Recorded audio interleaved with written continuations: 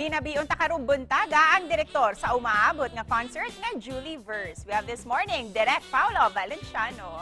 Mayong buntag, Direk Pao, at welcome dito sa programa natin sa GMA Regional TV Live. Pakibati naman sa mga Kapuso viewers natin dito sa Central at Eastern Visayas. Hello to everyone from that area. Hello from Pasig. It's nice to be able to talk and reach out to our brothers and sisters down south po.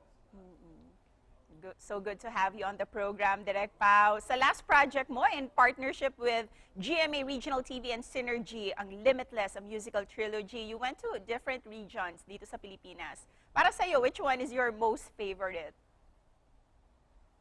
It's hard to say po kasi the different locations that we went to had ibang-iba siya from each other. When we went to sa may Mindanao, sa may Sultan Kudarat, syempre very yung mga bundok yung pinuntahan namin doon, malamig, grabe yung mga view.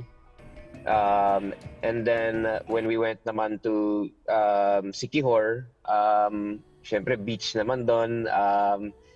But all the places were very scenic, and the people were very warm. It's hard to say which one was my favorite kasi iba-iba rin yung na-experience namin. And thank you for showcasing all the regional landscapes sa Limitless concert. And with that, you've worked already with Asia's Limitless star Julianne San Jose since then. Gaano ba kalaki yung improvement na nakita mo kay Julianne ngayon? Well, a lot of that was happening. It was real, right? Para siyang we gave her lang talking points, but yung mga ginagawa yung mga interactions, engagements niya with the locals, that none of that was scripted, no? So it was an actual experience. It was a real experience for her, and she really I feel like she grew as an artist and as a person kasi it was a very fulfilling experience for us, but at the same time it was very challenging kasi nga nagla-lockdown pa kami at may mga lockdowns pa at that time. At Direk, sa Limitless Part 2 na Heal sa Siquijor, una mong nakita yung chemistry nila Julianne at Rayver. How will you describe yung on-screen chemistry ng JulieVerse?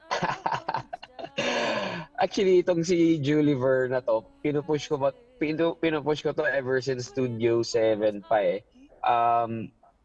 Ever since I was a part of that show, and I noticed nga na parang si Julie tsaka si Ray, every time na sumasayaw sila, they were very compatible in terms of the movements, the yung mga personality nila, and I would see them joke around. And I at that time I didn't think na it would lead to this, no?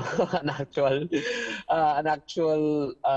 yung may something talaga, but at that time I really just wanted to pair them up as parang the perfect combination na performers.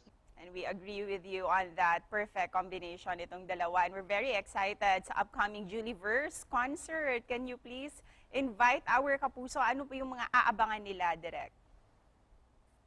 So mga Kapuso, if you guys are here in the Manila area on the 26th of November, please come out and support JulieVerse. It's going to happen at the Newport Performing Arts Theater sa Resorts World, and it's going to be a night of just nothing but chemistry. I think that's the best way to describe it. We are gonna be chemists for that night, playing around with the chemistry of these two.